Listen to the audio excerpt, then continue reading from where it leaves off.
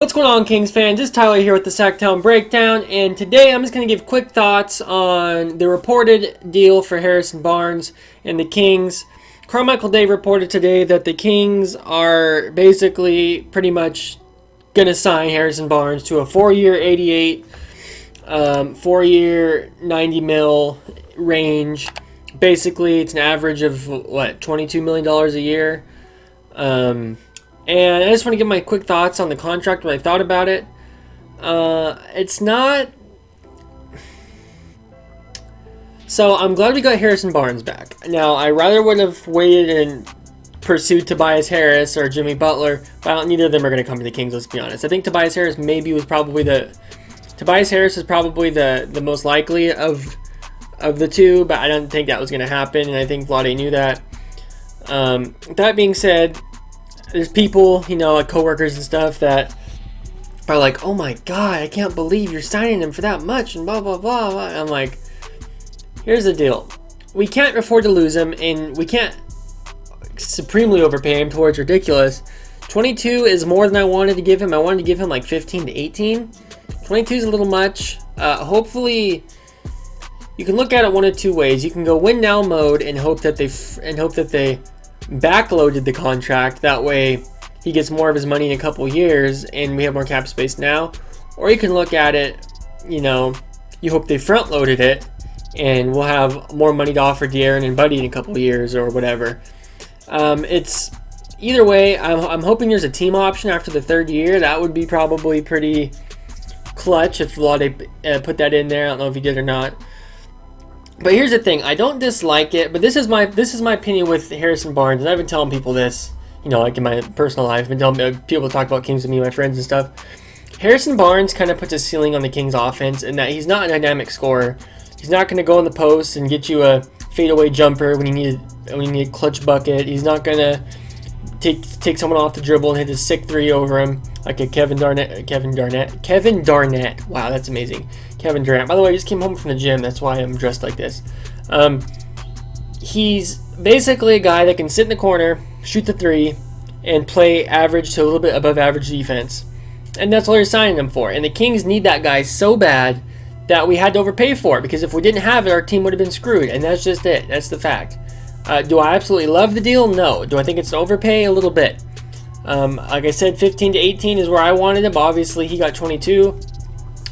If we have a team option on it, that would be great. I think Harrison Barnes does put like a cap on the offense, or a cap like on our potential, though, just based on the fact that he's not a dynamic scorer. He's not like a Tobias Harris that can drop 30 a night if he wanted to. He's not. He's basically a pig in the offense. For what he does, we needed to keep him. We could not afford. Can you imagine if we didn't have Harrison Barnes, we didn't sign a small forward? How much of a disaster it would have been if we had no small forward in it coming into the season. We had to settle for like Corey Brewer at small forward. That would have been terrible.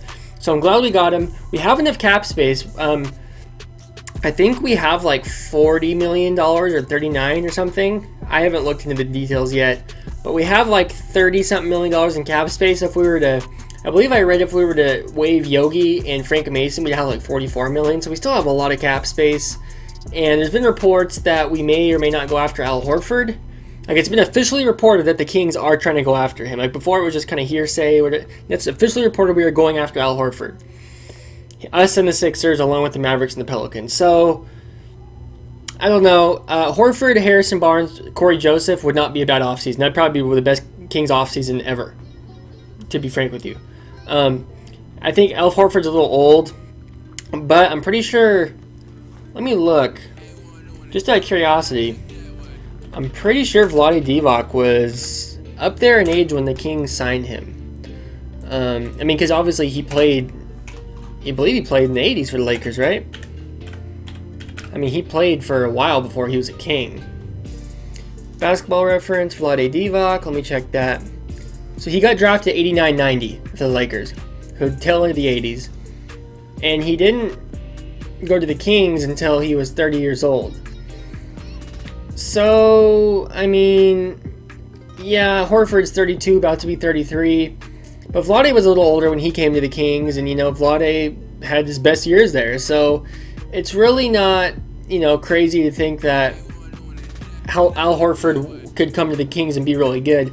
I think he's a little old personally, and I would hope that his contract is front loaded so that we have more money in a couple of years, and also he's going to put up his best performances in the next 2 years when he's 33, 34, 35. So I would hope he's making the most the years that he's going to be playing the best, you know?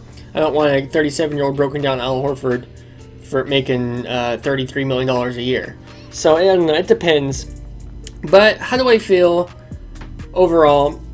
I'm glad we got Harrison Barnes back. We have plenty of cap space to do a lot of good things. So the Harrison Barnes thing is just the tip of the iceberg for what the Kings can do this offseason if they're aggressive enough. And like I said, it's a bit of an overpay, but I don't hate it. Let me guys know in the comments what you think about the Harrison Barnes thing. Do you guys like the deal? Do you guys think it's too much? Do you guys wish we would just not sign Harrison Barnes and do something else? Like, whatever you guys are feeling, comment down below and let me know what you think. I'm curious what you have to say. And let me know what you think about Al Horford, because there's been reports that the Kings are looking at Al Horford like it's official. Before it was just like, oh, of course Kings are going to go after Al Horford. Now it's like Brandon Horst, Ramona Shelburne reported today that we're going after him. So let me know what you guys think. Talk to you guys in the next one. Thank you so much for watching. Subscribe if you're new here to the channel. And free agency, it's in like a day and a half. I'm so excited. Talk to you guys in the next one.